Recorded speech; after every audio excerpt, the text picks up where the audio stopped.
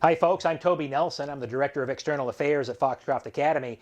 This is a special presentation of Eastern Maine Sports and Foxcroft Academy.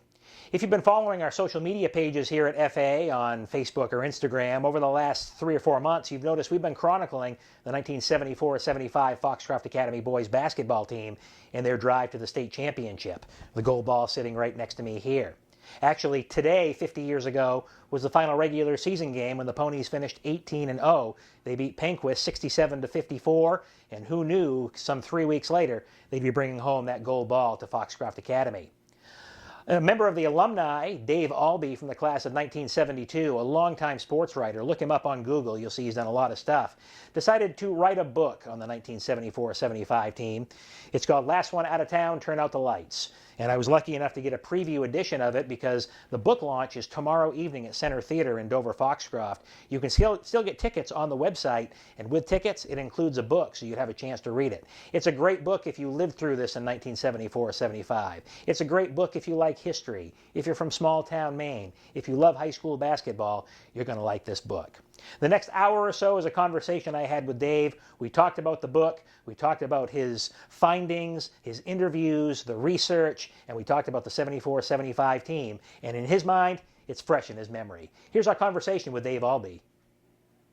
So we could just talk about my personal connection to this is that I graduated from Foxcroft in 1972, played baseball for 4 years, played football for 4 years, played basketball for 2 years when I discovered that I wasn't very good at it, and ended up actually working for the local radio station at the time, WDME, and as a color commentator, the play-by-play announcer was Dwayne Craig, who was a football coach at the time, and he asked me to be with him and understood that I wanted to get into, at that time, I wanted to be in the sports broadcasting business.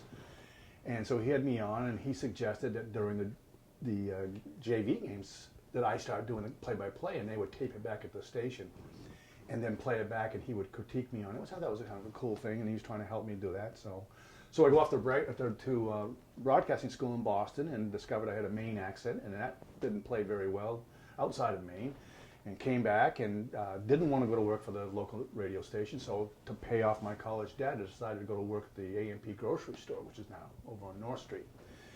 So I go in there, and I had been there, I think I started there like around May of 1973, and during that period of time, I got to know Ree Miller, and Ree Miller at the time was the sports editor at the Piscataquis Observer. Her husband was the town manager in Dover-Foxcroft at the time. So I go in and start striking up a conversation once a week with her and seeing her, and then it comes up December, and Foxcroft probably got his best basketball team in at least 20 years playing, and they're opening up the season at Orono, when Orono's the defending state champions. So she comes in, and I'm bagging her groceries, and she's standing there paying for her groceries, and I say, Rhea, are you going to the big game on Saturday night? And she goes, no, I don't think so. I don't know that much about basketball, and for whatever reason, I said, well, would you like me to go? And she said, sure. So, I had no journalism experience, no interest in getting in journalism. So I go down to Orono on a Saturday night, cover the game, come home on Monday. I write out the game story in longhand because I didn't know how to type and didn't have a typewriter, so I wrote it out longhand. And that was on Sunday. On Monday, I turned it into the Observer.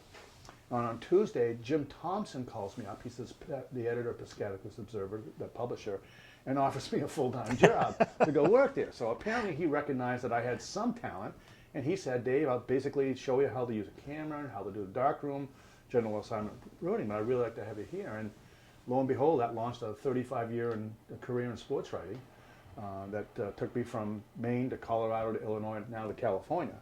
So it all worked out good, and the very first event, the very first game, the very first thing I wrote about was the 1973 basketball season opener against Orono. And then I followed the team the rest of the year, and they had a real good team that year. In fact, they had sort of a twin towers with Kevin Nelson and with Kevin Saunders, and had a real good shot. A lot of people think that team in 73-74 was better than the team that won the state championship, and they almost made it, if not for the Phantom Foul. So what happens there is they go to Foxcroft plays all the way to the Eastern Maine Championship game, plays Orono again, and Foxcroft's got a somewhat comfortable lead with about a minute and a half to go, a minute and 50 to go, and Kevin Nelson fouls out of the game on the phantom foul. What happened was that Tom Philbrick went up for a shot, made the basket, and Kevin was whistled for the foul and didn't touch him. And Tom Philbrick told the referee, Del Merrill, that in fact, Deli, no one touched me. And of course, a referee is not going to change their call, mind, sure. change their call. So Kevin goes out of the game, kicks a chair and this and that. And they didn't tee him up, which they probably should have, but they probably also realized their error in the ways. And Tommy makes the 3-point play, and then he scores the next time down. And the momentum just swayed from one side to the other. It's just a static. Foxcroft fans were ecstatic, and then all of a sudden, Orono fans were ecstatic, and they end up winning by 2 points. And disappointed, Orono goes to the state championship game. They lose. So the next year, you lose 3 starters off that team. You lost Kevin Saunders, Junior Bradbury, and Eric Annis. So they had supposedly an inexperienced team coming back, but basically the players that Foxcroft had for the 74-75 season were the same players that Kevin Nelson played in 8th grade when he came from Monson.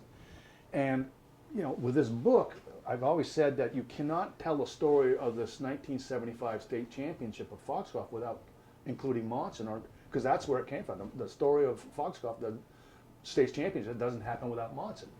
And that happened with the consolidation. And in 1968, Monson won the state Class S championship. And Kevin Nelson was in 5th grade at that time, 5'10", 5'11". And he described the homecoming ceremony that time from the Monson Slaters coming back from Portland after winning the state championship, and how he's thinking at that time his idol was a guy, Buddy Levitt, 6'5", shot left-handed like him.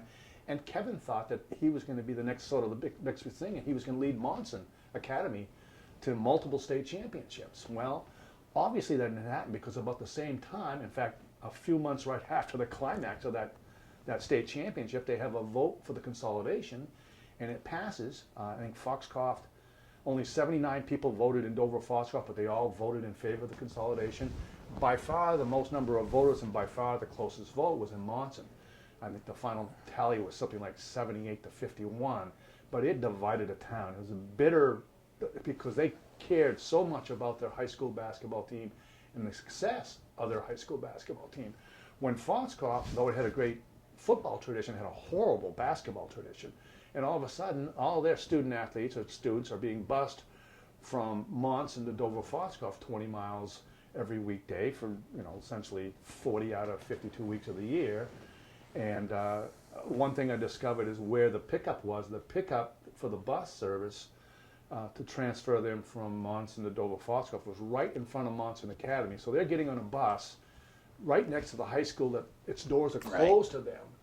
And they're having to go to a school that they had never thought they would have to go to. So it was a really difficult period for Monson students and for the Monson townspeople. Again, everyone identified with that basketball team.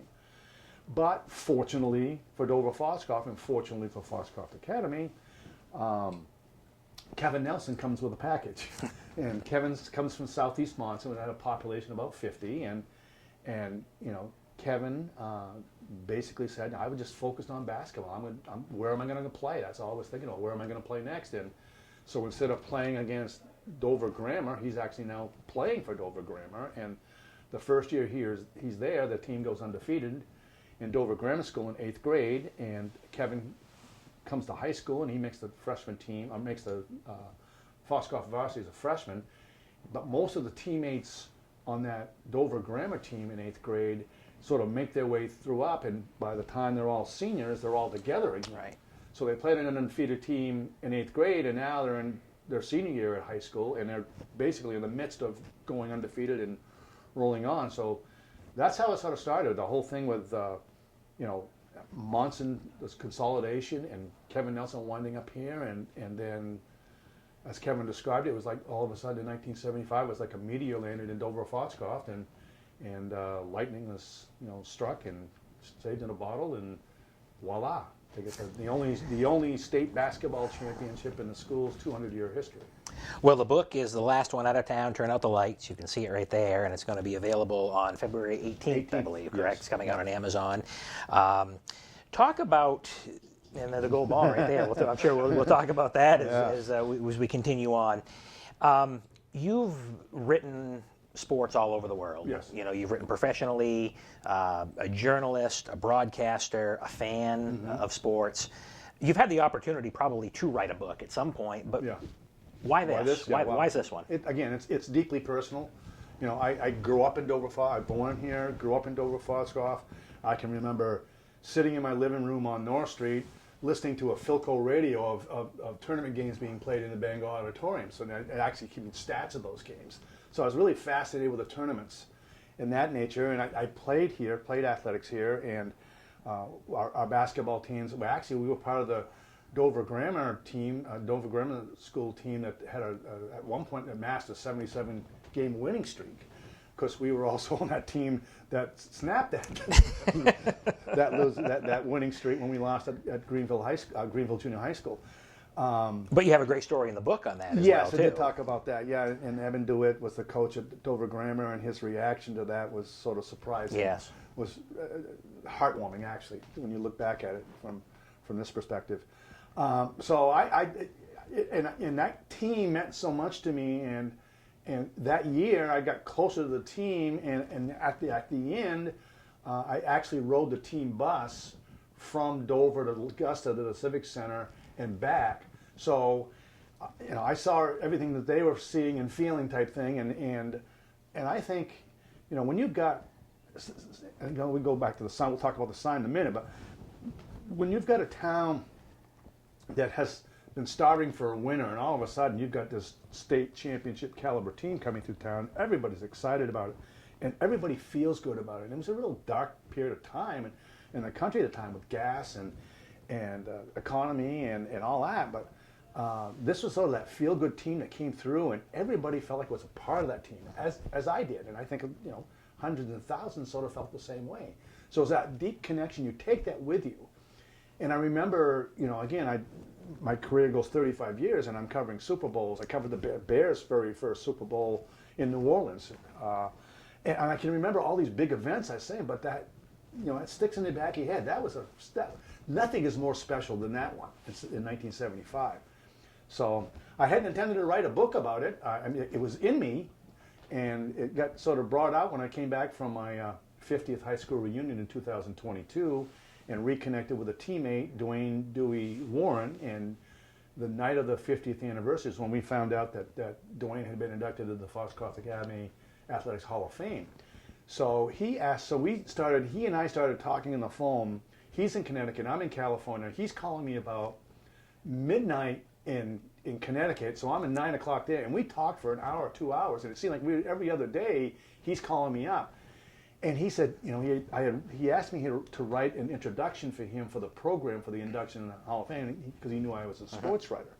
And I hadn't seen him for probably 45, 48 years until this point. And he says, you got to write a book. You got to write a book. Why haven't you written a book? And then we started talking back and forth. It was probably in a matter of a couple of phone calls, we started talking about the 75 team. And again, you look at things so differently when you're a kid. I was 18, 19 years old covering this team. And now I'm much older, and I'm looking through an adult lens, through a different thing. And I'm looking back and, God, I mean, the Monson connection, no one ever wrote anything about that. The build-up, the lack of tradition, and all of a sudden the state champion, and all of that. And the more I thought about it, the more he and I talked about it, I said, you know, there's a book in there. And I think I can do it. So this is like probably November, late October, November of 2022 is when I reached out to Skip Hansen and reached out to Kevin Nelson first to sort of get their opinion and their things. So we talked about doing a book. And I told them when I first started talking to them, I said, listen, I know I'm going to ask you a lot of questions, and after an hour, if you guys are tired or want to do something else, we'll just call it quits and go back and do it. But I don't want you guys to get tired, and I don't want this process to be boring to you or you know, labor on you.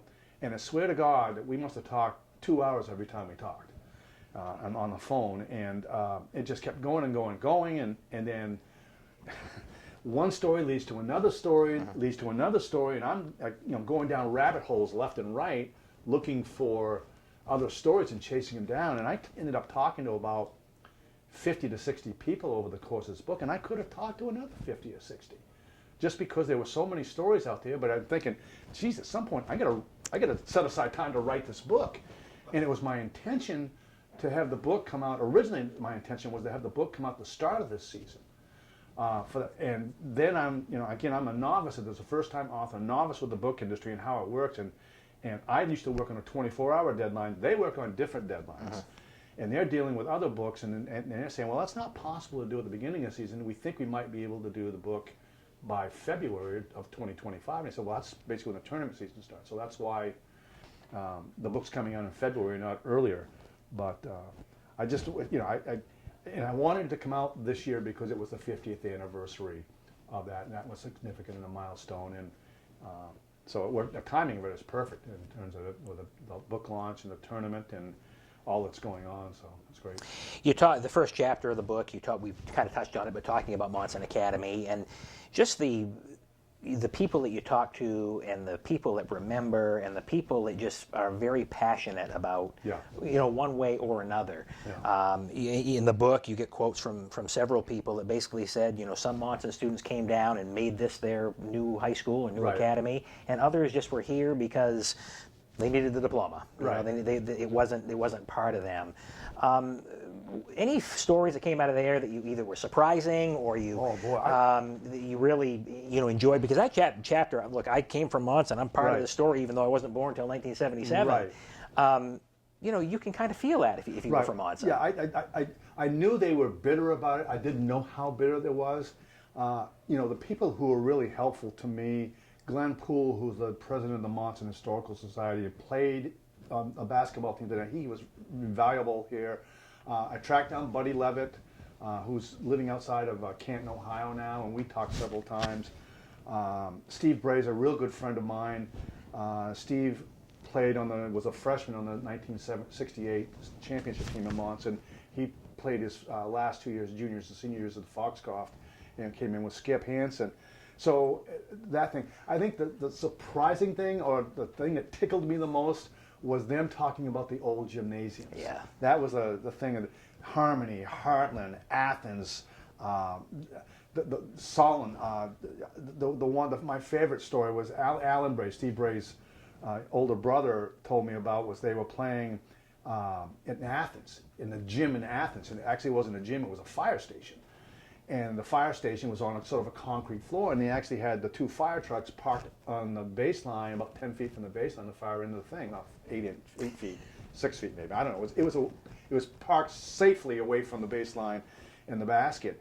And Monson had a player, Dick Wyman, who was an all-state player, went on to the University of Maine.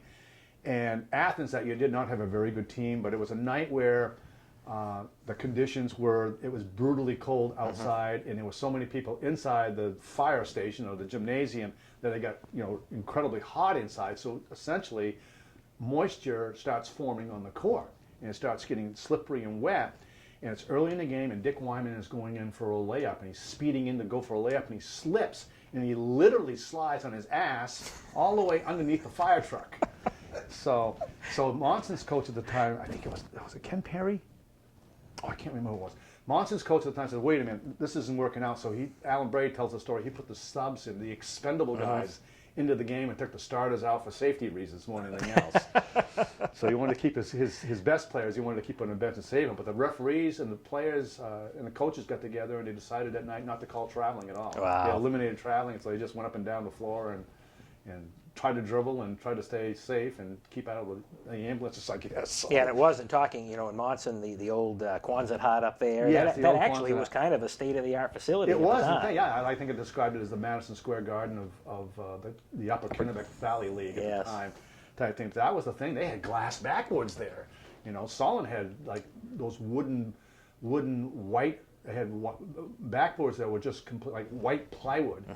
And Sean, your father told me the story where there was a player for Solon that because they didn't have the shooter square, I guess they call it shooter square, the little rectangular black square behind the rim that people generally use to bank in shots. They didn't have that on these white backboards. So the star player for Solon would put like silver thumbtacks up there, so he would be in a certain position on the floor, and he would turn around and shoot and try to ricochet or bounce it off one of the tacks so it would go in and bank it in that way. So, but Monson had the glass backboards and everything I was describing. Kevin described a situation. There was one fan who would come to games and she would bring her knitting with her. Yep. She'd sort of sit there and watch the game and she would knit while the game was going on. But it was packed every night and just an incredible atmosphere, and everyone in town was at Monson was at the basketball games, and they're winning, and it was just a wonderful feeling for the town, and then it all unraveled with the consolidation. So after consolidation, the Monson students come to Foxcroft Academy. You get into the early 70s with basketball, and now you have a new basketball coach as well, Yeah. as Skip Hansen coming over from Higgins Classical Institute, Yeah. but coming home, a 1962 Yes. graduate here at Foxcroft. And the reason he even applied for the job was at a happenstance that he ran into somebody at Merrick Square Market. He ran into Lap Larry at Merrick Square Market because Skip was living over on in Charleston. He was actually living in the dorms. Yep. Him and Peg at the time, his wife, and so he was coming over to get some groceries. And he ran into Lap Larry, who was the athletic director at Foxcroft at the time, and Lap bumped into him and basically told him there's an opening because Ron Marks, who had been the basketball coach, was leaving to go to Skank at the time, so the vacancy was there. And Lap encouraged Skip to apply for it, and both Skip and Peg, his wife, were sort of reluctant at first. He only had 2 years of coaching experience at HCI, and it's daunting to come back to your hometown and coach so soon afterwards because he knew most of the parents, he knew most of the players, and he knew he was going to be in a situation where, especially with Monson kids being integrated in it, there weren't going to be a lot of happy people. At some point, it was going to be a difficult time with the selection of the team process and building a program that needed to be built. And it was a difficult thing. And I don't think I said it as much in the book that I should have, but the decisions, and I allude in the book to a lot of controversial and gut-wrenching decisions that Skip had to make. It seemed like every one of those decisions he made turned out good, were the right decision to make.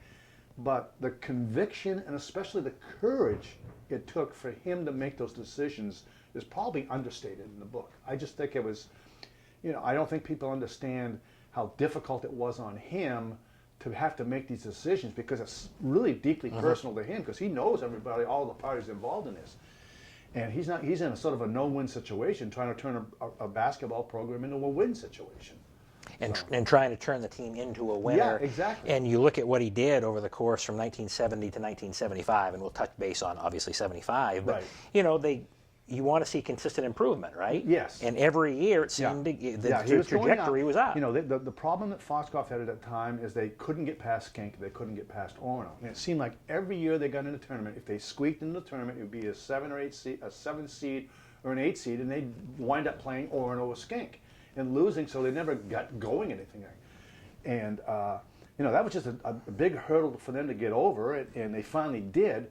But you're right, Skip sort of improved the team. He's learning, he's going along Sure. there too, and he brought in a couple of assistant coaches. Dennis Kyer became one of the assistant coaches, and Dennis was sort of the motivator of the team. Dennis had a lot of basketball skill and know-how, but he could motivate things. And then Dave Clement was added to the staff, and Dave was a really smart basketball player. And just the three of them was a real good combination. I think Tim King, one of the players, described Kyer and Skip Hansen as the yin and yang of the coaching staff type thing. They blended together. They had different sort of approaches, but they blended together, and it all worked for the Foxcroft. And I think some of the best quotes in the book came out of from Dennis Kaya. Yes. There are a million Dennis Kaya stories, and we only touched on a few of them, but they are good ones. Let's talk about as far as the progression for Foxcroft basketball. So 72, they lose in the quarterfinals to Skank. Yeah. But that was Kevin Nelson's first year here at Foxcroft, and that was even an interesting story as to whether he's going to play varsity basketball or whether he's going to be on the freshman team. Call on that. Skip and Dennis Kyer called him in his office in preseason and said, "Listen, we don't want to overwhelm you. So it's going to be your decision and how you feel about this." And he said that he felt comfortable being a freshman on the team. He was encouraged by the senior leadership at that time, Jerry White and Dwayne Warren, and felt very comfortable with them. It made a difference in him. That helped him make his decision, and he felt he was fitting in and felt welcome. So he wasn't overwhelmed, and he decided to play varsity. It was basically his decision, but they had sort of a meeting of the minds, and I thought Skip handled that really well. Dennis Kaya was involved in that process too, and let's ease this kid in. We know he's got a lot of potential, a lot of size, and can make a difference, but we don't want to force him into a bad situation and stunt his growth, so to speak. So. Right. And once again, they run into Skank in the quarterfinals, and it's a one and done season. But again, getting back to the auditorium, and I think you've mentioned this, whether it's been in other interviews or in the book, but during that time, and it still probably is in the state of Maine, the goal is to get to the tournament. Yes. If you get to the tournament, then things can kind of maybe fall into place. It never seemed to fall into place though, for FA, right? And I think that was, again, part of the research I found out was how it was comparing Monson's basketball tradition with Foxcroft's basketball tradition. And it was a time period, and this is as far back as I could go, I think it was like from 1951, 1952 to 1963. It was like a 12-year period. 12 years that Foxcroft didn't make the tournament. And that's your ultimate goal, and they didn't make the tournament. But Milo was making the tournament. Dexter was making the tournament. Right. Guilford was making the tournament. Brownfield Junction was making the tournament. Everybody else was making the tournament, but Dover Foxcroft right in the center. So they didn't have that basketball tradition, and then Skip comes along and they start, they were starting to make some progress, but they didn't have the continuity with the coaching staff. I think before Skip came in, I think they had something like 5 head coaches in 9 years and 3 out of 4. Dave Henderson played at Foxcroft, and he was on a state championship football team. But in basketball, he was on varsity for 4 years, and he had 3 different head coaches. So that was a big thing. So finally, it worked out, and they make their way up, and then through graduation and the development of Foxcroft team and the demise of some other teams, especially Skink, they finally get the chance and start getting on the level with Orono, and they had as basketball traditions goes with Orono, there was a period of time with Orono, and again, this is as far back as I can go back in the yearbooks in the 50s, but there was a time where Orono played Foxcroft in boys varsity basketball 35 times and beat them 34 times. So that Orono always had the upper hand whenever they played Foxcroft. So, and finally, Kevin's junior year, Kevin Saunders' senior years, when they started to get that level and said, okay, we're on even par with these guys now. They're still better than us, but we're moving in the right, we're trending in the right direction. Yeah. And it probably goes back even to the '73 season. They won a tournament game. They beat Hamden in the quarterfinals. They get to play Skank again in the semifinals, and this wasn't a 30-point loss. This was just a 3-point loss. I think it was like the first, most of the time they played, I think there was a period of time where they were losing to Skank by an average like 23 points a game. And this game was a single-digit game, and they were leading in the fourth quarter, and Kevin got into foul trouble. Kevin fouled out, and again, that makes a difference when you lose the big guy type thing. And they ended up losing to Skink in that game. But again, they're making progress. They're close, and that was sort of an inspiration. I remember talking to Kevin Saunders and Eric Annis about that. And they were sophomores that came into that game, and Kevin Saunders vividly remembers hearing a radio replay of that game, and the announcers making some remark like, they're throwing in the towel, they're putting the sophomores here. Oh, okay, yeah. And Kevin took that to heart, and him and Eric sort of, got really motivated from that, time in the weight room and more time focusing on basketball and this and that, and you can see their development going along with everybody's development, including Kevin Nelson's at the time. So the '73-'74 season, we started to talk about that, but really probably regular season-wise, 2 big games, both Orono games, right? The Orono game at Orono to open the season, the Orono game here at Foxcroft Academy, which was just, again, if you ever had a chance to be at a game, that would be the one to be at. Yeah, that was the one to come at, and we've got a photo of that game, and you can, from the bleachers opposite the team benches and the band, of seeing the number of people that were lined up against the wall. It was standing room only, and I think we tried to figure this out, what the seating capacity was, and we think it was around 1,000, and there had to be at least 1,200 in that night, and I would say closer to 1,400, because there were people sitting in chairs and standing in stairwells trying to peek over and see the game. I mean, I've never seen anything like that, and I got here. I think I got here before the start of the JV game, and it was pretty much packed.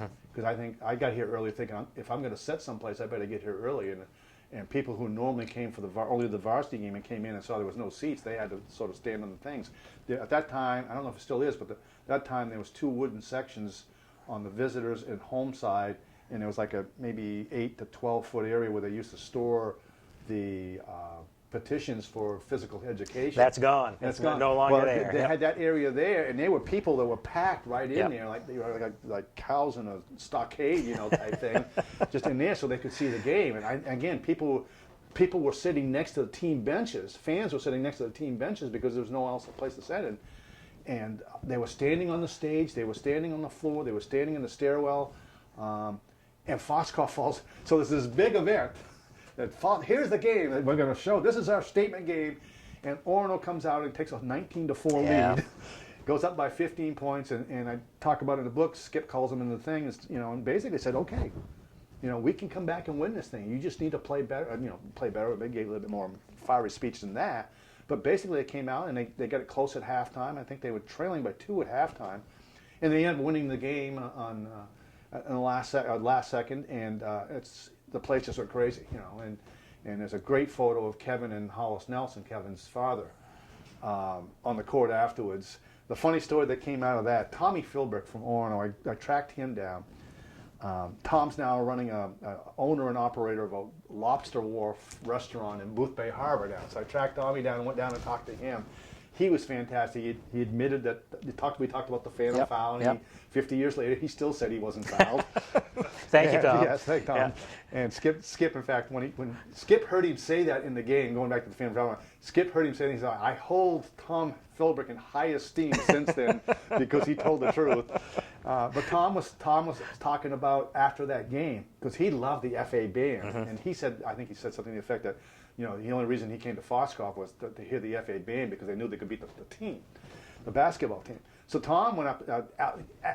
Kevin Nelson is just ecstatic afterwards, and he comes up to Tommy Philbrick, and he's just exuberant with joy and this and that, and comes up to Tom and says, I'm just so happy we beat you guys and got by you guys. And Tom looks at him and he goes, you know what?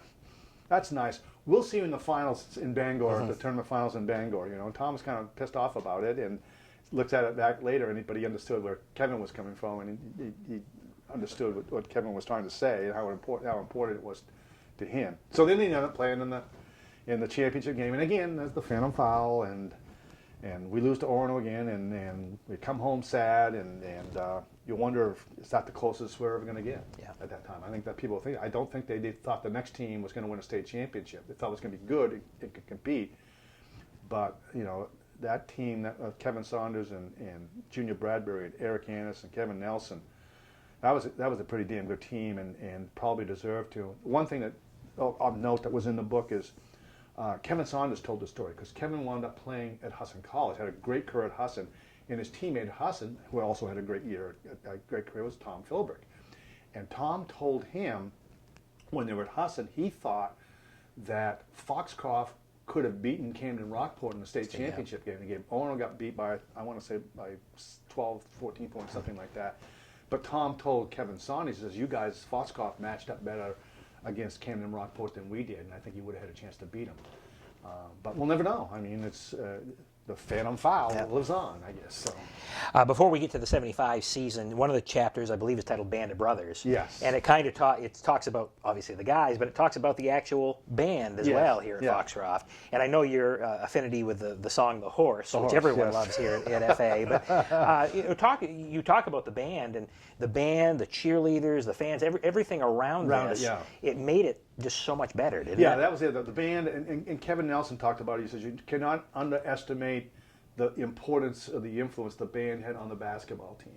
And it was sort of that bond, unwritten bond between him and the band, and during games would play right behind the FA bench.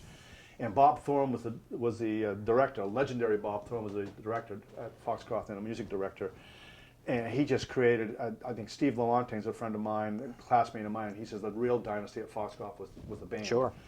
And and how that came together. And Kevin Steichen told me a funny story in his book about how Bob Thorne wound up at Foxcroft and how he was discovered at a striptease joint in Waterville, Maine. So that was a hilarious story. And Bob comes here, and the program takes off. And I can remember being in grade school, in elementary school, Morton Elementary School, when Bob Thorne came in, and I can remember him coming to our classes with all of his instruments and playing his instruments, especially the saxophone, and how that was sort of mesmerizing. But he was recruiting in the elementary school level to build the high school basketball team. And I think at one point, the high school band, the FA band represented like 24% of the student population. So you're talking close to 100 people. kids. And at one point, I think it was down to 23 or something like that. And so he turned that program around, and then they became sort of the inspiration behind the team. I can remember when I was in high school, and before I got in high school, whenever we were lucky enough to make the tournament as a 7 or 8 seed and go down there, they'd end up playing like a late game. And the Bangor Daily News sports writers would always, you'd pick up the paper the next day to read the paper, they'd be writing about the band. You know, the band had a better reputation than the basketball team, but it's like, oh, the FA band was great. Oh, by the way, the Foxcroft basketball team lost, you know. And so that was the thing there. And then, you know, at some point, the reputation of the basketball team skipped over the band's reputation, although not by much. And it all came together. I mean, and again, the horse came up, and as you mentioned, and there was a song, I think it was Cliff Noble's group in 1968. Yeah. 1968. It was actually the flip side of the record they put out. It was the B-side. And it was an instrumental, and somehow Bob Thorne heard it. It's a really catchy jazz tune, but it's also called The Horse, and Foxcroft being nicknamed the Ponies, I think Bob put 2 and 2 together and said, this could work for us. And it sort of became the team's anthem. The team would play it before every game to fire the team out. They included a cheer in it, and you know, for me, the pinnacle was the state championship game when the band played it. They didn't play it once; they played it twice at the Augusta Civic Center. And I can remember because they were sitting behind me. I was at press row, and they were sitting over my right shoulder. And the band's playing a song, and they're standing up and playing a song, and there's 3,000 to 4,000 Foxcroft fans surrounding them, and they're all standing up. And while the band is playing the song, they're clapping their hands. And I remember talking to Al Barron about this in Madomic Valley, and he's seeing the band for the first time, and he's seeing the band's support and all the community thing, and he was intimidated by that. He was really impressed with the fact that, wow, that band's pretty good, and those fans are pretty loud, you know, and it was a proud moment for me from Foxcroft to see the support that team had. And one of the players I talked to, Dick Hatt, was on that 75 team. He still plays that song. He loves that song. Still plays it 50 years later, you know, and falls in love with it. And it was a special tune, and I'm glad they're still playing. I see they're still playing. Yeah, 50 years later, we're still playing it here at Foxcroft Academy for our sporting events. Let's get into the 74-75 season. You were there. You covered every game that year. You've talked to everybody involved. When did it feel like this team might actually, was there a game, was there a moment? Because during that season, of course, you beat Orono to open up the season. Beat Orono to open up the season. That was the benches clearing brawl that started in the third quarter. I actually looked in the Orono yearbook that year. They acknowledged the fact that the TKO in the third is what they said in the Orono yearbook. But what happened, I got to describe that because, again, I in the capacity crowd. Great picture, too, in the Observer. There's a great picture. It was on the front page above the fold. It was the lead story. You know, Jeff Brown, who I talked to, Jeff was a sixth man on the 1974-75 team. Jeff was also a pretty good tight end for the football team. So what happened was P.O. Galvis and Dick Hatt, it was a jump ball, and it was going out of bounds, and those two guys were going for the ball. And the way that Jeff Brown told me, he says, I think I started that fight. And I go, what do you mean by that? And he goes, well, I played football, and I decided I would block for Dick Hack. So he blocked Galvis from beating the ball so that Dick could get it. And it didn't work out that way. So they ended up, and then there's a big pile and stuff like that. And Jim DeFederico was one of the referees of the game. And he basically separated it and got it taken care of. And Dick Hatt's brother, Steve, I can remember this because I remember seeing he was on the stage behind the Orono bench. When this fight broke out, he literally jumped over the Orono bench onto the court to defend his brother. So no one got kicked out of the game. No technicals, no nothing. Nothing. No one got kicked out of the game and stuff like that. I mean, that was basically the Orono Foxcroft rivalry reaching its peak. Basically, I mean, they were just two competitive teams, two teams that really wanted to win and were very good at it. So that sort of started off the season. They beat them, and they beat them pretty handily and comfortably, other than the benches clearing brawl. And that went on, and I think, they were beating teams they should have beat. They beat Hamden in the Christmas tournament. At that time, Hamden was a Class A team, and Hamden was undefeated at the time. So that was sort of but as you know, that game didn't count in the standings, or didn't count. I didn't know what they labeled it, exhibition or what, non-competitive. It was an exhibition. It wasn't game. a heel point game. Exactly, so, yeah. I didn't count for anything other than winning a trophy. That was sort of a signal there. And then I think when they go down to Orno, I mean, I think they were all thinking about, we could run the table this year. All the players are talking about that, but we have to play at Orno. And God, they hadn't won there in, maybe at least 30 years. And they go down there, and the story that I'd love to tell about that Skip Hansen told me is before the game, Skip runs into George Hale, and George Hale still is and was a legendary sports broadcasting figure in the state of Maine, Hall of Famer. And George comes to the game, and he sees Skip before the game, and he basically gets in Skip's face and says, "You guys are nothing but a one-man team. You guys are nothing but a one-man team. You guys are nothing but a one-man team." And Skip gets defensive and says, "Wait a minute, we got some other good players on this team. I'll tell you what, George, you come see me after the game." So they play the game, and Kevin Nelson goes out and scores every single point in the first quarter. He scores all but 6 points in the first half, and then he winds up with 47 points, which at that time was a Foxcroft single game record, and I think he connected on like 21 of 29 things, and they win the game, and that was sort of thing. But there was a sort of this book I've sort of likened to Hoosiers, the Maine's version of Hoosiers. Sure. And you remember Jimmy Chitwood from Hoosiers in the state championship game, basically going to the huddle, and Gene Hackman and Coach Dale wants to do another play, and Jimmy looks up at him and says, "I'll make it." And it was sort of Kevin Nelson had this sort of Jimmy Chitwood moment late in the game. Orno was making a patented comeback and had cut the lead to something like 3 points, and Skip calls a timeout, and he's trying to tell everyone to calm down and this and that. And basically, Kevin in the huddle, sitting down to the bleachers in the huddle, says, "I've got this. I'll take care of this. Don't worry. We've got this." So he goes out and scores the next 6 points. He winds up with 47, and they win. And so after the game, Skip comes out of the visiting locker room at Orno High School, and he sees George Hale coming down the hallway. Skip turns around and goes the other way. Just don't want to talk to him. No, I don't want to. He doesn't want to be lectured. Oh, man. So that was the game that everyone, the players, talked about. Once we got past Orno, at Orno, we can run the table. They didn't play well the rest of the year, the rest of the regular season. In the first tournament game, they played Limestone. They struggled to beat Limestone in the first game. Dick had a big game then, but they didn't play well for probably about 2 weeks. And then the semifinals, they ended up playing Van Buren and beat them. Beat them by 20, 25, 30 points. And lo and behold, they wind up playing Orno again, and Orno upset Mount Desert Island, NDI, in the quarterfinals. NDI was that was the other weird thing, right? This is the flaw of the heel point system. They were 12-6. They were 12-6 and got the number 1 seed, and Foxcroft was 18-0 and got the number 2 seed by a fraction in the heel point standings.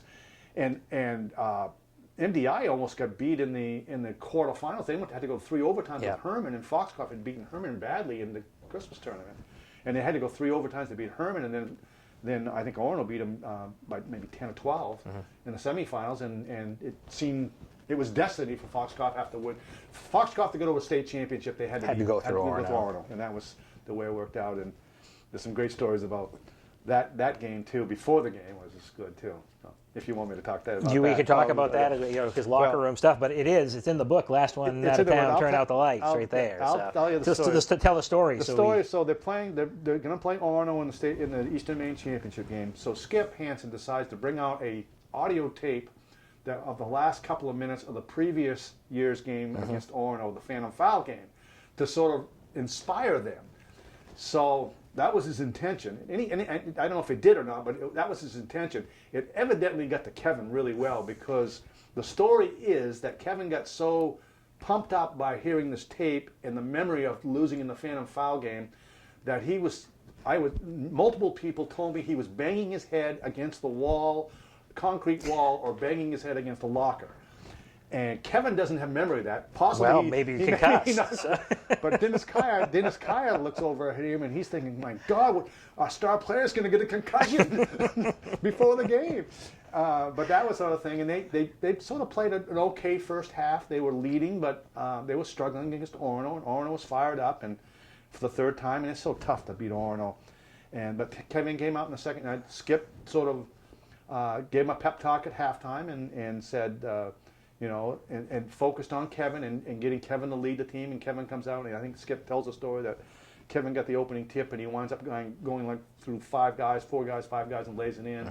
And he scored like the first 6 points of the second half, and they just went on a run after that. Kenny Burchell had an incredible game for that, and they ended up beating him by 71. It was like 27 points. Yeah, it was a blowout in the end. It was a blowout in the end, and it's like probably it might still be their greatest victory, their most lopsided victory over Arnold in school history, possibly. It was a great victory, and coming back to Dover Foxcroft again, the town's all excited because before the tournament, the story behind the title of the book is before the tournament. There's a gentleman named Neil Johnston who lives in town. He was a custodian at Settlemocha. He's a custodian at Morton Elementary, and he's somewhat of a character and a prankster. And he decides to create a big sign and put it on the outskirts of Dover Foxcroft on Route 15, the bottom of Bear Hill Road, so that everybody could see it on the way out. So the team's going to the tournament on Thursday, and they go by and see this giant sign. It's probably 6 to 8 by 10 by 12, big plywood sign, and it says on it, "The last one out of town, turn out the lights," which is sort of a common refrain, but I had never seen it put up in such big letters than it was then. So it's a huge sign, you can't miss it. The teams, I think I told you I talked to like 50 to 60 people. I swear to God, everybody remembers that sign. That was the one thing, and I said, I'm going to make that the obvious, to me that was the obvious title for the book. I mean, it's 10 words, and most books have 2 or 3 words, but I'm sure the book publishers are not happy with all that title taking up space on the thing, but it was important to do that title, and it means a lot to this town, to what those words are, that they know what it means. And the team just got excited about it. They'd go from one side of the bus, all go on the same side of the bus, the right side of the bus, and see the sign. They're all cheering this and that. And they're thinking, okay, the band's going to come by and see it. The students are going to come by and see it. The parents are going to come by and see it. All the fans are going to see it that come out of town. So that was up on Thursday, Friday, and Saturday. They all saw it all 3 days in the tournament, and they won every single game. So that was a cool thing for that to happen. So, and then coming back after beating Orono, I literally heard church bells. So someone was ringing church bells downtown. So and then there was a big reception here at Foxcroft, and at that time I was the president of the Foxcroft FA Sports Club, and made a speech that I'm not proud of, making light of my dislike of Orono. Right, sure. Yeah, and but that was, I remember Alan Nount walks up to the stage, and that's the first time I'd heard McDonough Valley. McDonough Valley won, that's who we're going to play, type thing. So, if you can remember back 50 years, and you were around, you probably were around the team from the lead up from the Eastern Maine Championship to the state championship, to write some preview pieces and just kind of be around. How hard was it for the team? Because now, hey, you vanquish Orono, you finally get by Orono. Yeah. Was there worry of a letdown well, you didn't win the ultimate prize. You won the regional championship. In fact, Kevin Nelson talked about that because, again, their target all along in their 4 years, beat Orono and win the championship. And that was their main focus. And all of a sudden, Kevin's thinking, wait a minute, we got to play another game? Right. And it's the state championship game? And again, that period of time, there's no YouTube, there's no internet. You don't know anything about the opponents. Madomic Valley was this mythical giant. And all that Foxcroft knew about Madomic was what they saw in the box scores and what they saw on a roster. And the roster, their starting lineup was 6'6", 6'4", and 6'4". And in 1975, that's like 3 7-footers. Sure. I mean, that's a big front line. And that was very intimidating. Again, he never saw them, but in print, hey, that's a big lineup. 6'6", 6'4", 6'4", and this Barron kid, hey, he's pretty good. So there was all of that. The thing that happened that was interesting in that Monday, the next day, or the day, the game was on Saturday, Monday, Skip Hansen and Dennis Kaya and Dave Clement go to Augusta. And they're connected with a guy down there. I can't think of his name off the top of my head right now, but he had refereed Madomic Valley games. I believe it was Mike Haley. Mike Haley, yes. Who was a long-time referee and football coach, well-known in the state. And Skip went down there, and basically Mike sat down with them and gave him what he thought was Madomic's strengths and weaknesses because he had refereed the games. But at that time, he made Skip vow to him that, listen, I don't want this to get out. I don't want people to know that. Well, Mike since passed, so now it's an open door type thing. Sorry, Mike. But Skip revealed that story, that how important that 3-hour meeting was with Mike to go over Madomic, because that's all they had on him. Because they didn't have any film, he didn't exchange film then. There's no TV, and so they come back, and what they sort of focused on during the week was breaking the press, because Madomic was averaged 90 points a game in the Western Maine tournament. They beat Camden Rockport, the defending state champions, in the quarterfinals by 40 points. They just blew them away. They, and it was just, it scored 100 in the semifinals. They were just, full court pressing and turning, turnovers into points. And that was their style of play, which is very much unlike an Art Dyer coach team, because Art was very much a defensive coach, but they were just run and gun. And Foxcroft with Kevin, it was a much deliberate, inside-outside team. But they worked very hard on breaking the press during the week, and that became very valuable. And what they decided to do was they had Kevin come all the way back to the foul line, and they basically would lob the ball, and he was tall, no one else could get it. They'd lob the ball in at the foul line, and then he'd wait for either the press to subside or he'd pass it to somebody else, and they broke the press. The press was never really a factor in the game, so it became sort of Foxcroft dictated the pace of the game based on the way they were breaking the press, and the game itself was just incredible. I mean, you couldn't ask for it. The game. So we get to the game. Obviously, in Augusta, it's a Friday night, February 28th, 1975. Yeah. Civic Center is packed. We have a couple great photos of the jump ball to start the game, opening tip. You just see the sea of people. Yes. Not on TV though. Not on TV. We have searched high and low for video footage. I actually went to the Augusta Civic Center and contacted a woman by the name of Margaret Knoll there, and she provided me with all the scrapbooks that they had. Sure. Because this was, I think, maybe the third year of the Augusta Civic Center. It was relatively new. And Orono and Camden Rockport had played in there 2 years ago, which was the first year that they had tournament games there. And I looked through all the things, and I didn't see anything about why there wasn't a game, that game wasn't televised. As near as I can tell, and I'm speculating on this, I think that's a pretty good guess, is that the Augusta Civic Center had been wired for TV, but they did not get enough sponsorship. I think you're right. To put it on TV. They needed to have sponsors, advertising sponsors, to get it on TV. They did the Class A game in the Bangor Auditorium, but they didn't do the Class B game, even though that was the best game in the state at that time, because they were the only two undefeated teams that were playing in the state tournament games, or state championship games. So that's my guess, is that they didn't have the funding, the advertising funding, to put it on TV. Therefore, we have no video of that game, and you and I have talked about this. We've looked high and low. You think somebody with a camera would do that, but a beta camera or something like that, but we haven't been able to come across anything. So the game itself, back and forth, no lead, no more 5-point advantage for either club. Size, speed, big shots, big misses, blocks, fouls. Yeah. A lot of misses by Madonna. Yeah, yes. and really, and we can talk about that too. But you've had a good chance to develop a relationship with Al Barron, who was the phenomenal player for the Madonna Valley Panthers. Just a great guy. And to hear it from his side, and then to hear it from the Foxcroft side, which we've lived. Yes. The game really, it was a rocky knockout fight. Really, yes, it was. Yeah. It could have gone either way. And Kevin and Al, we were just met the other day and talking about it again. It could have gone either way, and you sort of feel bad because McDonagh had a great team, an incredible team, and Art Dyer's a great coach. And if those teams play, and we talked about the other day, if they play 5 times, Madonic wins probably 3 or 4 times. But Foxcroft had that one game that came together. They dictated the pace. They broke the press. They had, Madonic had an off shooting night. Foxcroft packed them in a 2-3 or a 1-3-1 zone, forced them to shoot up from outside.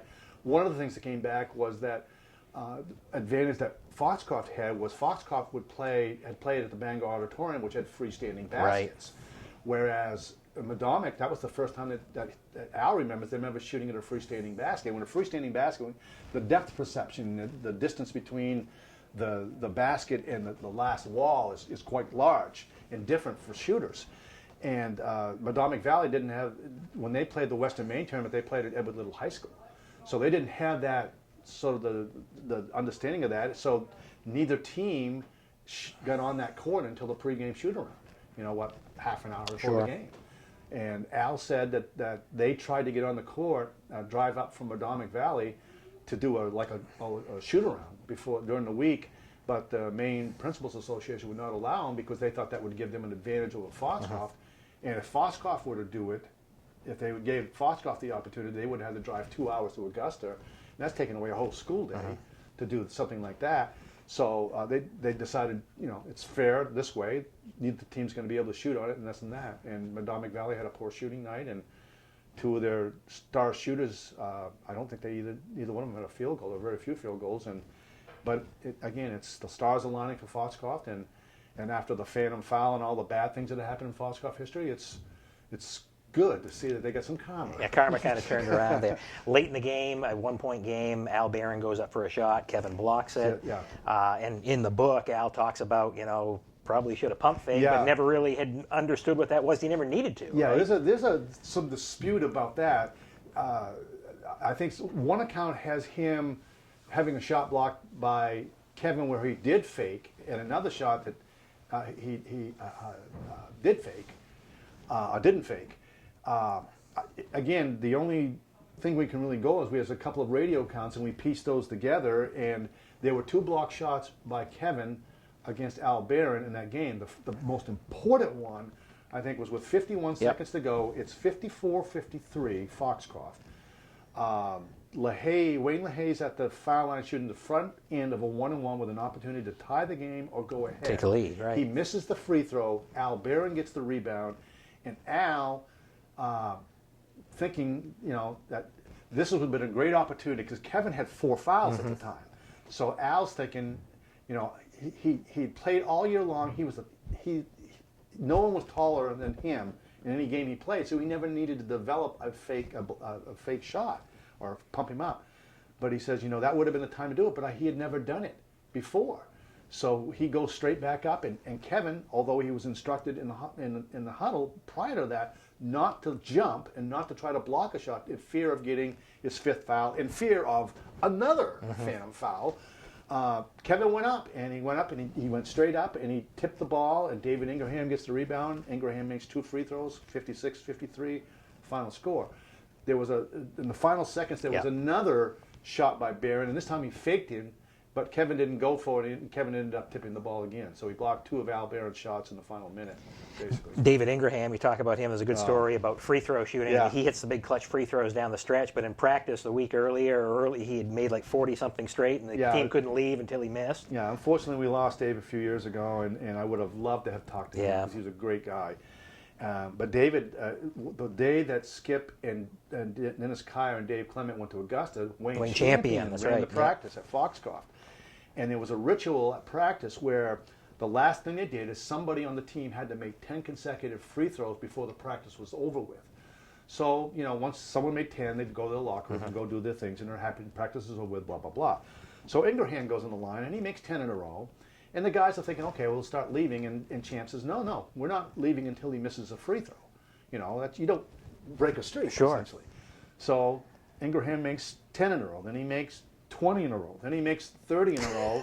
And I'm told that he made 40-something in a row type thing. And, and the team's, more interested in showering and getting out than the fact that David's making 40 free throws in a row type thing. And again, the irony of the thing is he ends up making the 2 clutch free throws at the end to win the championship game. So the Ponies win, motorcade to town the next day.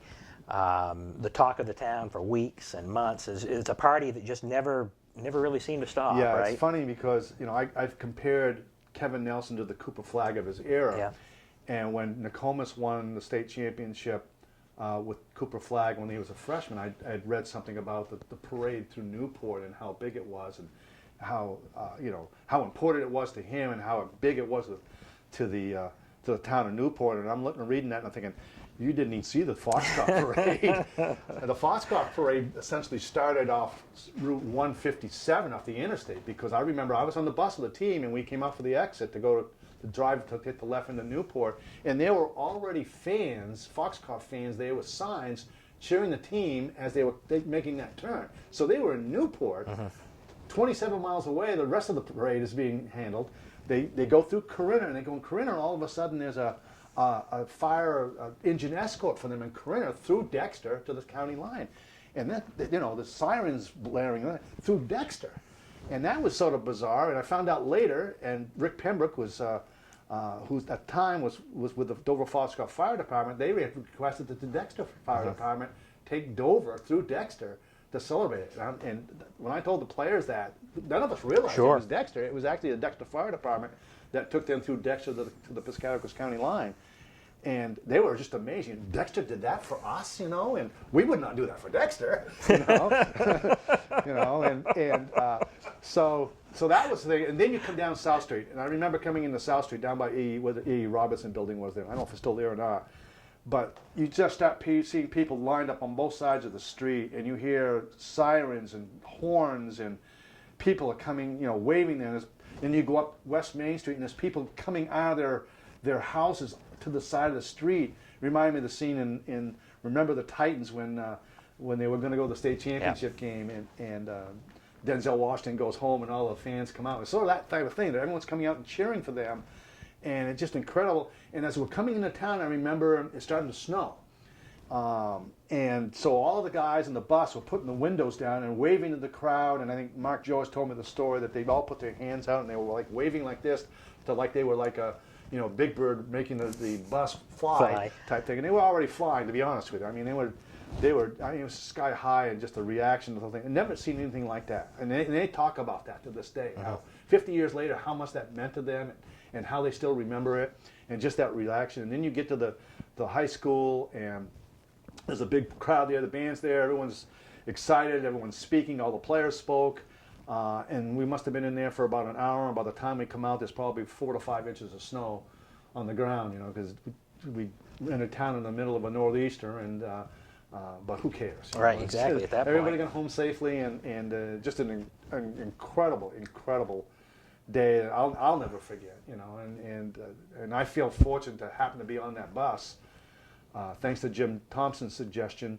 to be able to document it all and feel it and sense it and see it from the inside looking out, type thing. So that was special. I'll never forget that scene, and looking out and looking at the players and the faces and how excited, and it's just a joyous time, and I don't think anything can top that in this town. I mean, it's a story that encapsulated a whole town, a community, a region, the players, cheerleaders, managers, coaches. Yeah, everybody. It literally took everybody to make this happen. Yes. And I think that's maybe what's so special about it. Yeah. The tie-in and the bond to the whole thing, and like I said, Kevin Nelson described it as this meteor landing in Dover Foxcroft, and there's not been a meteor since, but I don't think anything will ever top that, because of the time period. 50 years ago, the focus, because there's other distractions now with TV and cell phones and other things that people could put focus on, and now that was the sole focus, the number one focus of this town was that basketball team and its achievement. And nothing else can distract from that, and it's just I don't know how to describe that moment. It's just indescribable. It's just it's a moment you remember, but you also feel, and I think everybody in that town and everybody that was in that celebration, everybody inside the bus, outside the bus, was an immense sense of pride. You know, this is our team, this is our town, and we won a state championship. And there it is, right there. Yeah, 50 years later, it's still there. When it's all said and done with the book, again, last one out of town, Turn Out the Lights, is going to be available on Amazon on February 18th. Yes. It's available tomorrow night if you'd like to come to the book signing at Center Theater. Still, tickets are available. You can go to the Center Theater website and you can pick up a copy tomorrow night. Is there one lasting memory, or is it just a whole host of a lot of things after you now see it in print? Well, from a personal standpoint, I had a blast writing this book. I didn't know what the expectations would be going in. But, you know, when you start, it reconnected me to friends, to classmates, to the town, to the state, and rekindled memories and other people's memories, and just all that resurfacing and bubbling to the top again. Just the joy I think it's going to bring everybody that was involved in it, and reading about it again and remembering it. I think that's probably sticks out more than anything else. And it's just... it's hard to believe. It's 2 years and 4 months since I started this project, and here we are, ready to launch the book, and all the time and effort went into it. you know, it doesn't seem like 2 years. I can tell you like that. It's like 2 weeks, you know, but it was just like every day it seemed like I was on the phone or emailing somebody and trying to track down somebody, and the people I connected with. I mean, one of the stories just last week I tracked down Jim Thompson. Jim Thompson's the guy who gave me the opportunity to work at the Observer and hired me there, took a chance on me and hired me there. I tracked him down in Calais, Maine. So I emailed him the other day. I said, Jim, we're having a book launch in Dover Foxcroft on Wednesday the 12th. You know, I would love it if you could come down, but I understand it's a long way to go. It's the middle of the week. It's the middle of the winter. And he goes, Dave, I'm planning on coming down. Nice. I haven't seen him since 1976. That's crazy. He's 86 years old, so he's coming down. And I think back to that moment in the A&P. I was thinking about today when I was driving in town. I was thinking about, you know, that A&P thing. What if Foxcroft didn't have a good team that year? What if I didn't ask Ree Miller if I could cover the game? What if I didn't cover the game? We've got no book. This, you know, this team in that instance and all of that changed my career and it changed my life. You know, and so it's, you know, people talk about a life-altering experience. You know, I asked a question. I guess the moral of the story is, you know, ask questions because you never know what the answer is going to be. And the answer to me, that one thing was, yeah, go ahead. You do it. And here we are. Well, we celebrate 50 years. We've been doing it all year here at Foxcroft Academy. It's 50 years since the state championship, coming up on February 28th. Yeah. It's been fun to read. I read this book in literally 24 hours, which is probably the fastest book I've ever read in my life. But again, I think there's a sense of ownership to everybody. Yes. You know, it doesn't matter if you weren't born then. It doesn't matter if you played on a team in 1968. Right. You feel like this is your championship, you know? It's funny you should mention that because people keep referring to it as my book. And it's your book. It's my book. It's our book. Yeah. Because it's our memories. I wrote it, but it's our memories. It's all of our memories. And without our memories, we don't have this book. So and everyone and now it's, you know, everybody I talked to was willing to talk. And you know, the memories come back, and it's just a feel-good moment and a lot of laughter. There's some sad stories, you know, the monster stories, some other sad stories. You know, the cuts were difficult, that kind of thing. But mostly, it's a collection of fun moments and little, you know, anecdotes and stuff like that. And I hope people enjoy it as much as I enjoyed researching and writing it. Well, it's going to be the best $25 you ever spend, I promise you. And if you're a high school basketball fan, if you're a fan of small town Maine, if you're a fan of small town America, this is a book that you need to go get. It's Last One Out of Town, Turn Out the Lights. Dave Albee, class of 1972 from Foxcroft Academy. I appreciate you joining me here this morning. Thanks, Toby. My pleasure. It's been a special presentation of Eastern Maine Sports in co-production with Foxcroft Academy, and we appreciate you watching this here today. Again, Last One Out of Town, Turn Out the Lights, available on Amazon and the bookstore near you. Dave, you've got a lot of speaking engagements coming up. I hope we didn't wear you out. No. I love talking about this. This is the best #1 subject to talk about. All right. Yeah. That's Dave Albee. I'm Toby Nelson from Foxcroft Academy, and enjoy tournament week and enjoy the brand new book. We'll talk to you soon.